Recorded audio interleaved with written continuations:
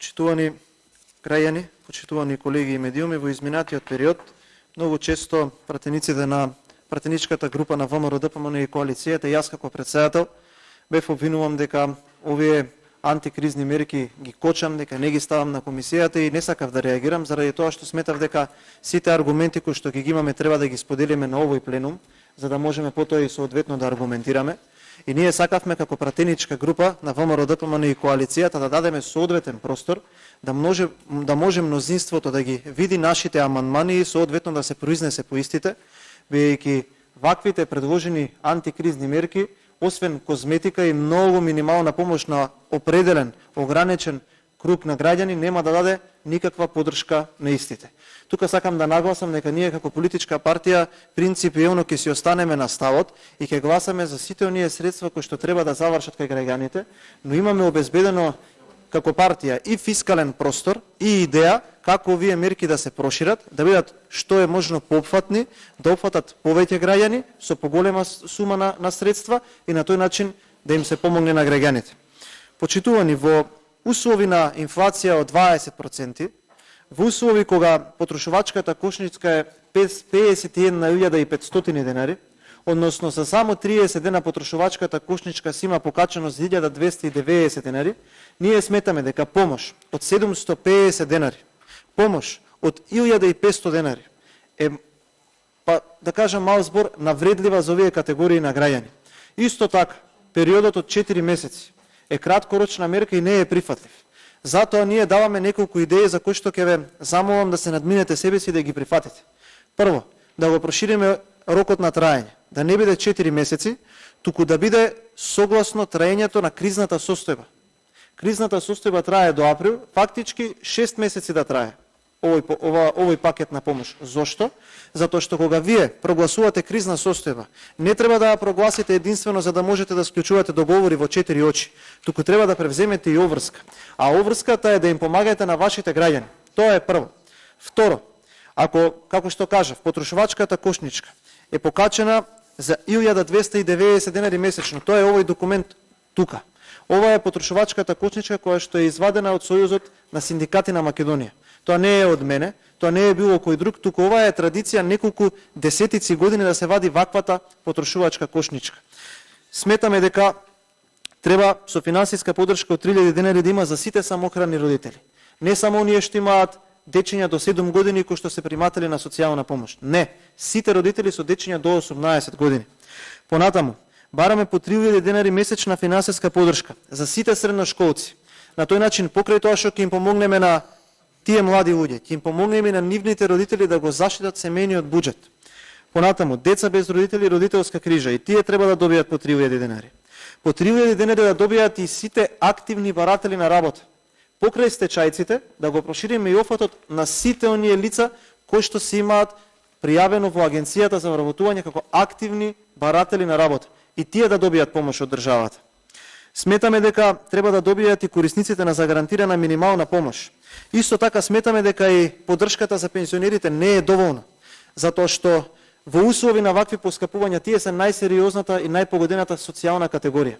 Помошта што вие ја нудите преку овој предлог на закон не е доволно ниту да се купи 1 килограм кашкавал. Затоа ние сметаме дека сите пензионери треба да добијат помош. А како? На следниот начин.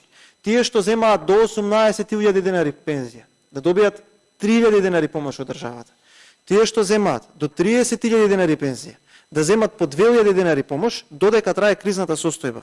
И тие останатите да земат по 1.000 денари помош од државата.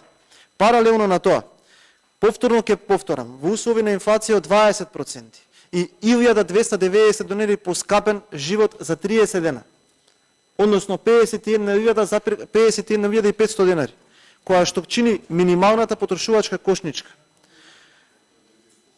750 денари е предвидено во овој момент за лицата корисници на правото на надоме за телесна оштета. Тоа е навреда. И јас ве повикувам да се охрабрите и да го изгласаме амандманот за 100% да им го зголемиме овој износ, да земат 1500 денари. Сега, нормално ќе се наметне прашањето дали за ова средства има. Да, има средства, а каде се средствата?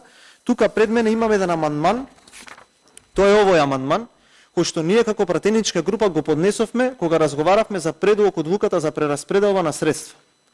Ние кога го носевме ребалансот на буџетот, беше со епитет дека се скратуваат 100 милиони евра непродуктивни трошоци.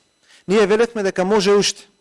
Со оваа предлог одлука која што вие ја доставивте до собранието, која што и ние ја поддржавме, затоа што треба да им се помогне на граѓаните. Ние издвоивме и најдовме фискален простор за да се скратат уште 1,4 милиарди денари средства од владата, од Министерството за финансии, од Министерството за политички систем, од службата за општи заеднички работи, средства кои што во декември кога ќе стигне уште една ваква одлука, вие повторно ќе ги скратите. И да се издвојат средства за да им помогнеме на овие граѓани. За да не испадне дека ние зборуваме или дека нудиме решенија или амандмани само колку да изиграме за публика. Овој опфат кој што вие го нудите чини 20 милиони евра, не чини 350 милиони евра, тоа е лага. Тоа е лага. Чини 20 милиони евра. Ние пакетот што го нудиме, да бидат офатени сите граѓани и на сите граѓани да им се помогне, не со козметички суми кои што нема да им помогнат, туку со реални суми кои што можат да се слеат во семејните буџети и на тој начин да ја помогнеме оваа жестока, да ги помогнеме граѓаните во оваа жестока економска криза. Чини 27 милиони евра. Што значи дека ние на овие 20 милиони евра кои што вие сте ги предложиле, а кои што брутално сакате да ги искривите тезите во јавноста дека со 350 милиони евра им помагате на граѓаните, тоа не е вистина, и тоа не е вистина.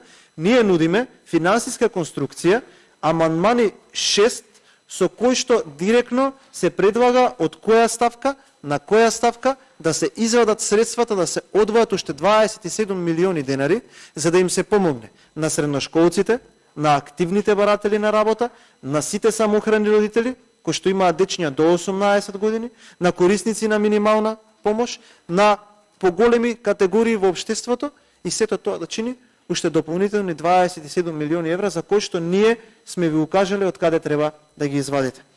Сметам дека ова сето треба да трае додека трае кризната состојба, не само во опфатот 4 месеци, затоа што кога ќе креирате буџет од 4,4 милиарди евра, како што е овој сегашниот, или кога ќе предлагате буџет од 5,3 милиарди евра, како што е буџетот за наредната година, не можете да излезете пред граѓаните и да им кажете дека ќе им помогнете со 750 денари. Тоа е навредливо. Тоа е навреда. И затоа, уште еднаш ќе го повторам ставот, дека овие антикризни мерки за кои што ние денеска ќе разговараме, ќе ги поддржиме. Ќе ги поддржиме и вашите 3 амандмани, ќе ги поддржиме, но дека можеме подобро, дека знаеме како, пред вас се 6 амандмани кои што ви укажуваат на кој начин треба да им се помогне на граѓаните. Јас тука ќе завршам, се надевам дека ќе имаме плодна дебата и дека на крајот од работата со оваа комисија ќе ги изгласаме овие амандмани за кои што имате опфат, имате законски основ и што е најважно, имате обезбедени финансиски средства. Благодарам.